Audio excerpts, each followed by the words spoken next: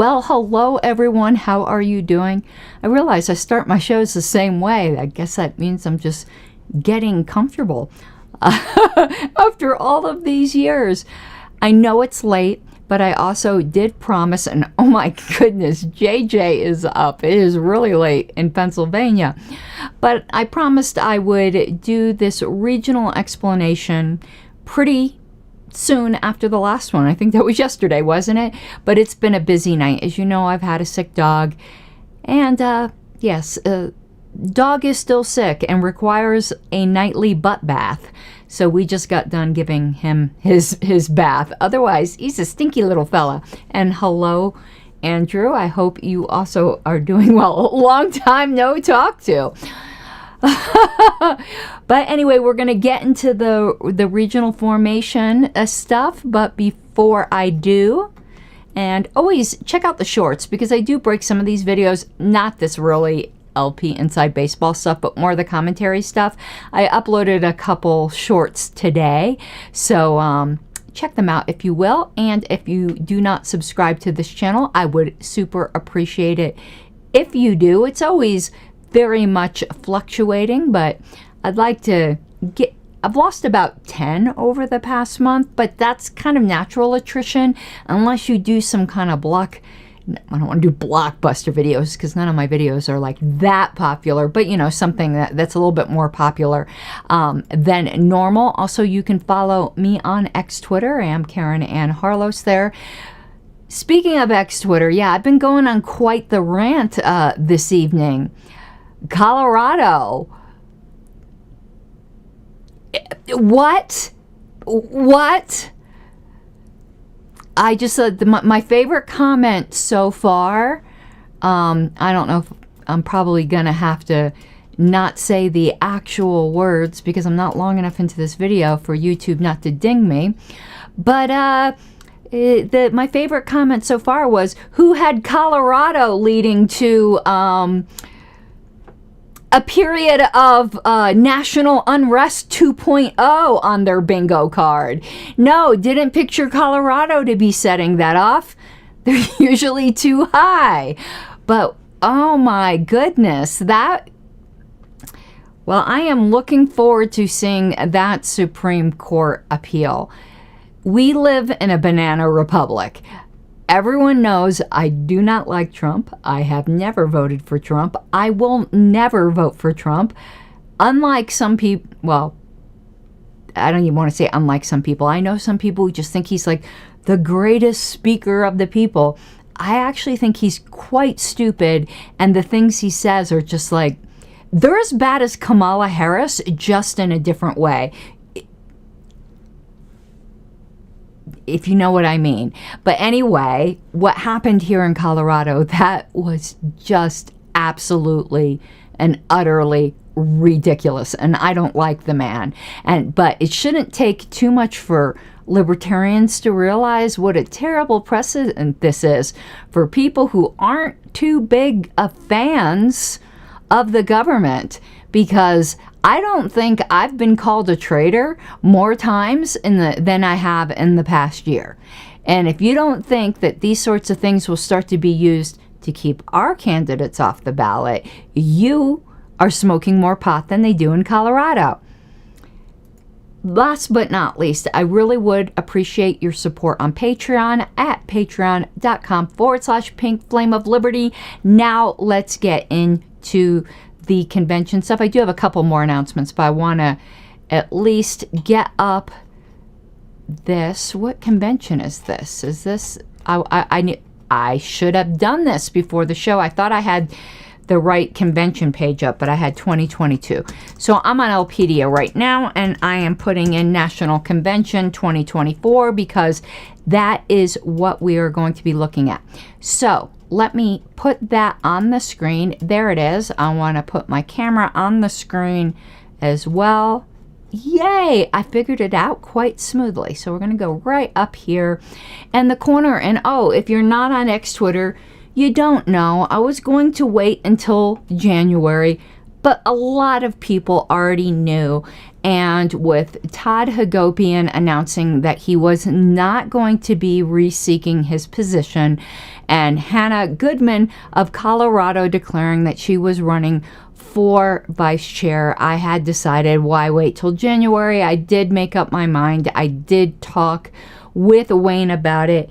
And for various reasons I'd be more than glad to talk to people about, I am rerunning in 2024. I had originally totally not planned on it. Then I had told people I was not planning on it. But some supporters had changed my mind on that issue about a year ago to at least have me considering it, and I made up my mind. So on X Twitter the other day, I did, I guess you would say, formally announce, as formally as X Twitter can be. But let's get back to the present and not be worried about what's going on at convention. And I want to explain to you guys the other manual I sent out to the state chairs. So yesterday, we went over, as you see on the screen here, the final delegate calculations worksheet and the delegate allocation manual. What we're going to be going over today is the region formation manual. There are a couple more manuals coming out. They have not yet. We're going to get these up on the convention website as well, but here is the region formation manual. And just like last time, we're going to go over this. If you have any questions, just shove them in chat. Just stick them in chat. Alrighty, because I know it's late. I'm not going to try to belabor any points here. So again, there is the same disclaimer that was in the delegate allocation manual, that obviously I made every attempt to be faithful to the bylaws, but if you find a conflict between any of these manuals and the bylaws, obviously the bylaws reign supreme. And I'm looking at this here. So I served as secretary from 2018, and it will be through 2024. I first got in the LNC in 2016. It's been 8 years. I have aged. I have aged a lot in those, in what will be 8 years this coming up convention. All right, so let's go through what this is. This is much longer than the delegate allocation manual, but I don't think there's actually as much to go over. So if you don't know, some of this will be very basic to you all, but I think most of you will learn something. So the LNC, the Libertarian National Committee, is comprised of, you got your 4 officers, 5 at-large representatives, and up to 10 regional representatives and alternates. And we're 2-year terms, no staggered terms, elected every convention. Why is it up to 10 regional representatives and not 10 regional representatives? And why do we just have 8 regional representatives this time? Well, here is why. If you read the bylaw on it, any affiliate party or grouping of affiliate parties whose sustaining membership equal at least 10% of the national sustaining party membership is entitled to a regional representative. You bind together into representative regions. If everyone had exactly 10% of the national sustaining membership, there would be 10 regions. Obviously, that never happens. In fact, having 9 is rare because regions tend to be about 12-13%. And I'll show you the numbers from this term and you'll see what I mean. So 8 is typically how many there are, but it is theoretically possible to have 10. It's much more likely to have 9 than you would ever have 10. So for each 10% or more, the region is entitled to a regional representative. Okay, what is also very interesting here, though, is that you can form your regions. Now, they don't take office until adjournment sine die of the 2024 convention, but you can start forming your regions 90 days before the beginning of the convention, and they have to be finally formed on the second day, and the agreements turned in by the last day, if I remember correctly. Let me actually read this here. Yep. Ending on the second day, a notice of new, I can't believe I even remembered all that, a notice of new formations have to be given to the National Secretary prior to the close of the convention. Okay, so 90 days out, I have the date in here, we'll look at it. That's when you could start forming your regions. You can start doing that now. Regions are formed by state boards, often just the state chairs. It's going to depend upon your state party bylaws or what your board decides if your bylaws are silent on it. National bylaws just assume it's the state chairs that take care of it. So those of you out there who are state chairs, you can start thinking about your regions now.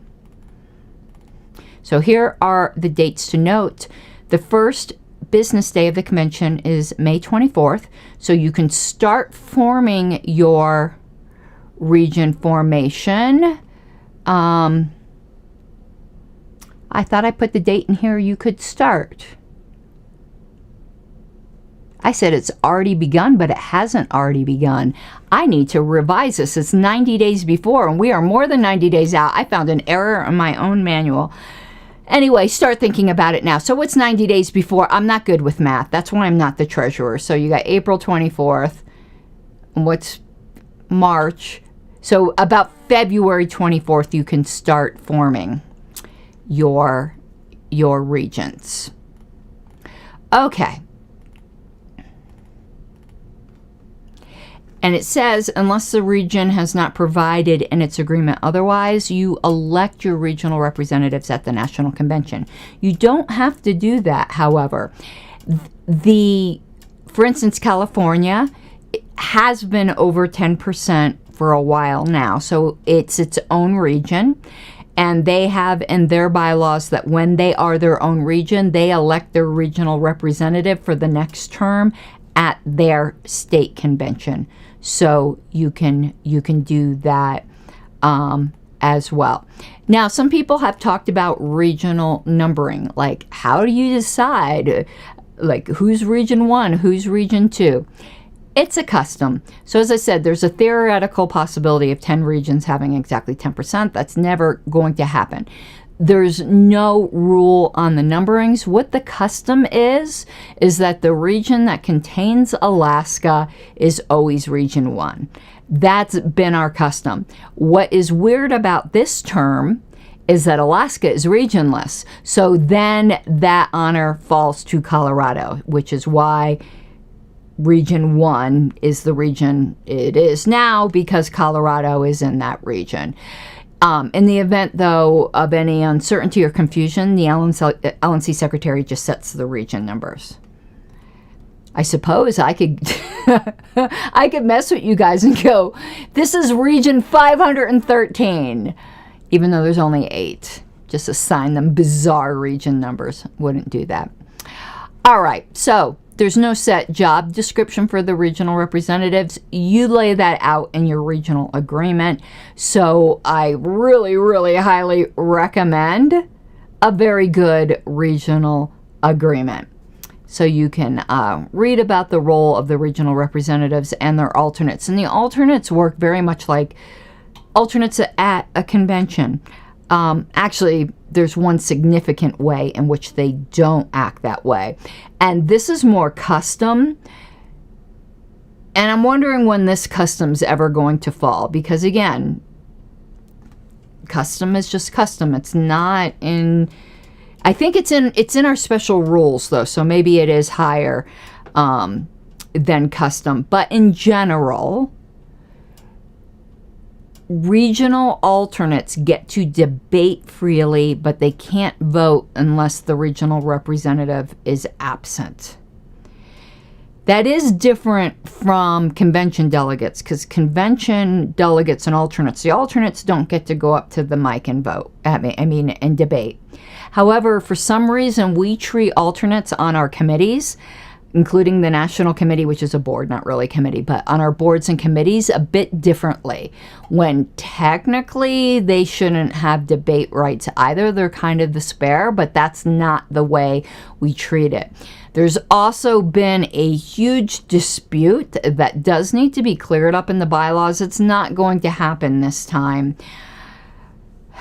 where alternates are kind of Schrodinger's LNC members. Are they LNC members or are they not LNC members? That was a big debate about 8 years ago. To me, I consider them conditional LNC members.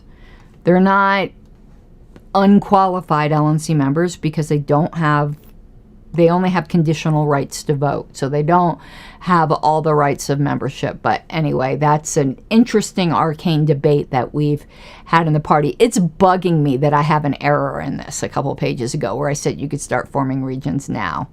Nobody has tried to form regions now, but that bugs me that I did that. I'm such a perfectionist. Anyway, you can see where I put in bold, from hard-learned lessons, it's highly encouraged that a detailed regional agreement outlining the expectations of the representative and providing for drama-free removal if those expectations are not met be prepared. Okay. There's a little note here about super regions. A super region is if you get a bunch of states together that have 20% of the national sustaining members, then they're entitled to 2 regional representatives and 2 alternates, and the regional agreement can divvy up the states between the 2 reps and alternates. You can handle your regional agreement any way that you want. Now, in the past, how far back? I know at least in the 70s, but I think it went through the 80s. We used to have set regions.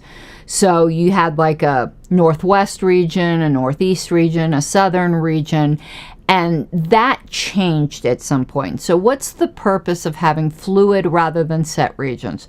First of all, I guess it was decided at some point that states had the option to choose to be regionless. I can tell you I find 0 benefit in being regionless, and I do not recommend that to anybody. Of course, your state can do what they want, because what's the worst that happens? You have a terrible regional representative? Well, you can always symbolically withdraw from the region. You can't officially because regions are set for 2 years, but you can tell your regional representative, don't call us, we'll call you. You can put out all kinds of resolutions that they don't speak for you and do all the drama stuff that libertarians love to do.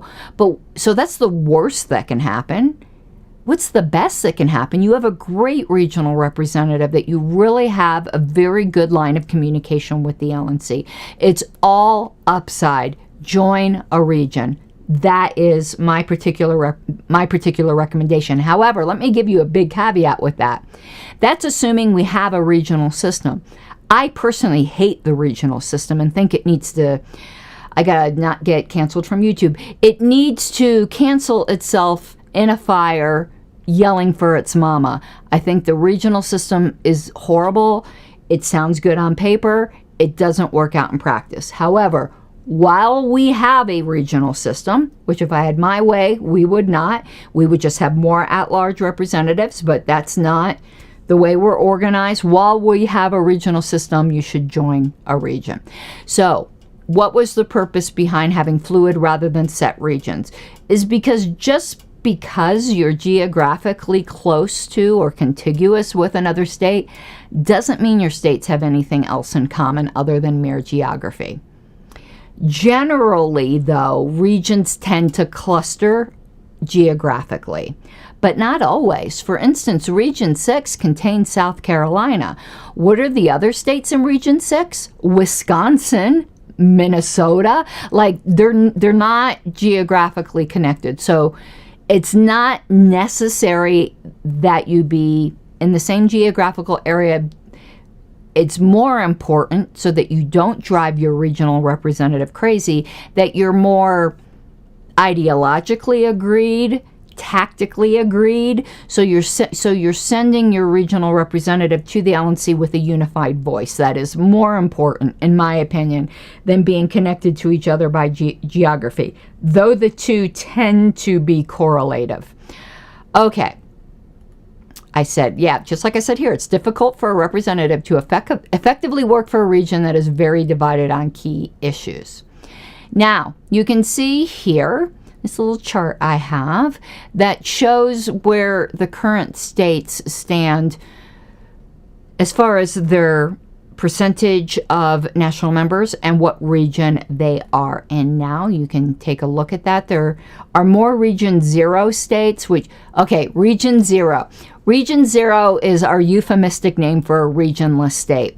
When you do not join a region, the vice chair kind of unofficially is your representative, and we just call that Region 0. That's just become a custom. So you'll see on here, like Wyoming on this chart is in Region 0. New Mexico, Region 0. I thought Montana was in Region 6. I'm going to have to check that out to make sure I didn't mess that up. That would suck. But, you know, I'm only human and there will be some errors. Why did I think Montana was in Region 6? I might be incorrect about that. So we'll have to check that out. Okay, and I will send out a version 2 just in case. And so this is a very similar map that was in the regional... Yeah, that's Bunchy, Benjamin. That is Bunchy that you're looking at. His big smile is just so infectious.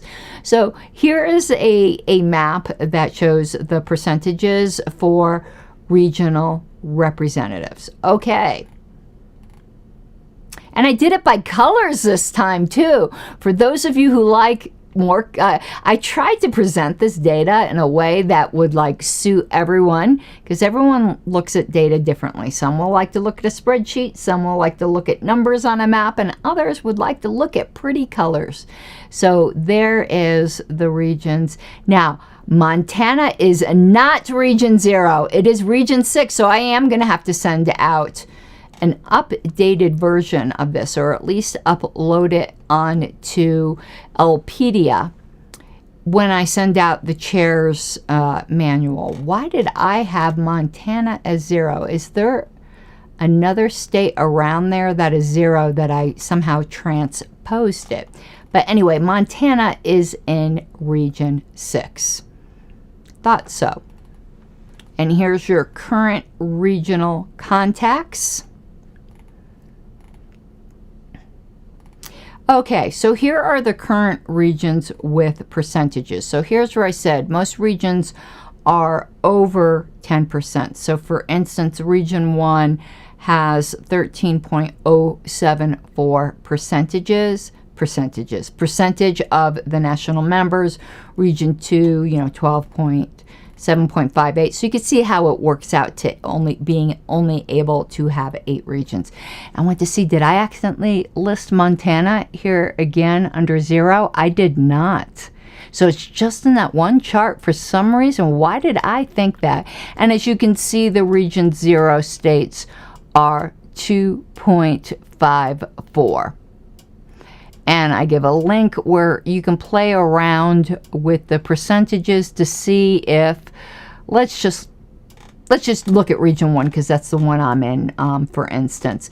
That link will take you to a chart. If you said, well, what would happen if Washington left Region 1, but one of those Region 0 states like New Mexico joined, what would that do to our percentages? So there is a worksheet available in here for that.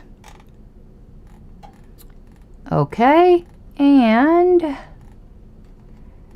I just reproduced the delegate allocations in here for just so you don't have to flip between 2 manuals just in case. Okay, so at the end there's some sample regional agreements.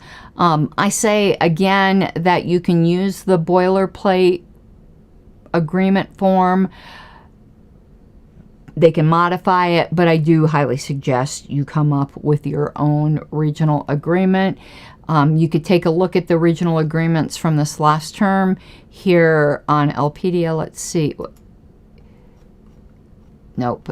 Is that link bad too? Did I mess up the link? I've got a couple things to correct on here, it seems. Should have checked all my links.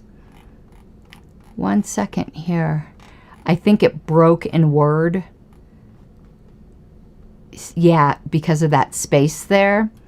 I think if we copy that and stick it here, I think it will pull it up. Yep. It just in Word, it broke it. But you can see all of the regional agreements are there in Elpedia. So first is the boilerplate agreement. Take a look at that for your region. That is what most regions use. Again, I don't recommend it. Like for instance, if we look here, let's look at region 2. I think they used the boilerplate form. Yep, they did. Region 1 did not. Let's see what region 3 did. Region 3 used the boilerplate form. So as you can see, most regions do. I just do not recommend it. And this is the notice of region formation that you need to turn into the secretary by the close of convention. And that is it for the regional formation manual. But I need to just take Montana off of region 0 there and stick it onto region 6. All right, I'm going to give it a few minutes to see if there's any questions. I hope that did demystify slightly regional formations. Let me get this off the screen here. There's going to be 2 of me here for a second. Hello, it's Karen Ann Inception. I'm going to be sending out the delegation chair manual soon. So we'll go over that. And I'm sure as we go over, probably find, a couple errors, even though I had a bunch of people proofread it, because that's just the way that it is.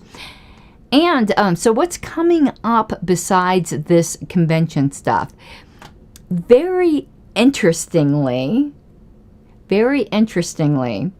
by the way, Region 1 probably would love to have Montana if Montana wants to come join. You were in Region 1 last time. But interestingly, as you know, I like... JJ wants to hear Bungie. Do I have? Yeah. That's me when I find a typo in one of my behemoth manuals. So, you guys know I'm a fan of James Lindsay. I don't always agree with him, but his shows are very, very thought-provoking. And I do think he breaks down what is going on with the cultural Marxism in our country, for sure. But he's a big defender of classical liberalism. You guys know I'm not a classical liberal, though I hold no ill will towards classical liberalism. I just think it's different from libertarianism. Not much different, certainly under the same umbrella. Definitely kissing cousins, definitely belong in the Libertarian Party. This isn't any purgy stuff. It's just saying there's a difference. But what is interesting is that James Lindsay just did about an hour and 10-minute show, I think it was, called Introduction to Classical Liberalism. And I really enjoyed it, even though it had a lot of problems, in my opinion. Because I have some earlier clips from James Lindsay where he says something different. If classical liberalism was exactly as he described it in his hour and 10-minute long video or whatever it was, I know it was over an hour, I would agree much more than I presently do. But I think he did some sleights of hand in there. I think he glossed over some things. He just said something that was inherently contradictory without ever even acknowledging it. He'd talk about how classical liberalism is founded upon the principle of the consent of the governed and how it's individualistic since no man is God, but then talks about how democracy equals the consent of the governed. No, it doesn't. It just equals the consent of the winners. Dude, you have to deal with that. Now, that's fine if you think that's the only way it can work, but you can't just skip over that fact. No, it isn't by consent of the government. I can assure you, Mr. Lindsay, I do not consent. I don't. And by your own argument that classical liberalism is built upon the premise that we are not God, therefore we cannot play God in other people's lives, then why are you trying to force your government upon me without my consent? He glosses over that point. I also think he overplays his hand with the whole classical liberalism is based upon the idea that we aren't God. I know he's trying to do a presuppositional argument. I just don't think it's very good. As a Christian, I don't disagree with it. I just don't think it's as convincing universally as he tends to think it is. So I'm going to be doing a critique show on James Lindsay's Introduction to Classical Liberalism and highlight all the areas in which I agree, the areas in which I think he did a sleight of hand, and compare it to statements of his in a different show where he was, what was he decrying? Autonomic individualism, which is what I think libertarianism is. So we will go over that. If you want a good presuppositional argument for libertarianism or even classical liberalism, I think you don't have to like everything this man does, but I think Hoppy's argumentation ethics is a much better presuppositional argument than starting from the premise that we are not God. In a nutshell, what Hoppy says is that you can't argue against autonomy and individual rights without presuming autonomy and individual rights, because if you don't have autonomy and individual rights, why do we even care what your argument is? That is a much better presuppositional argument. It reminds me very much of Van Til's presuppositional arguments for Christianity, but that's a whole other topic. So we will be getting into that. So with that, I am going to go scurry and correct those two things that are driving me crazy in that regional manual. We'll probably be getting out the delegation chair manual tomorrow or the next day, and I'll send that with the updated regional manual, and I hope you guys have an awesome evening. Mi guapas de libertad.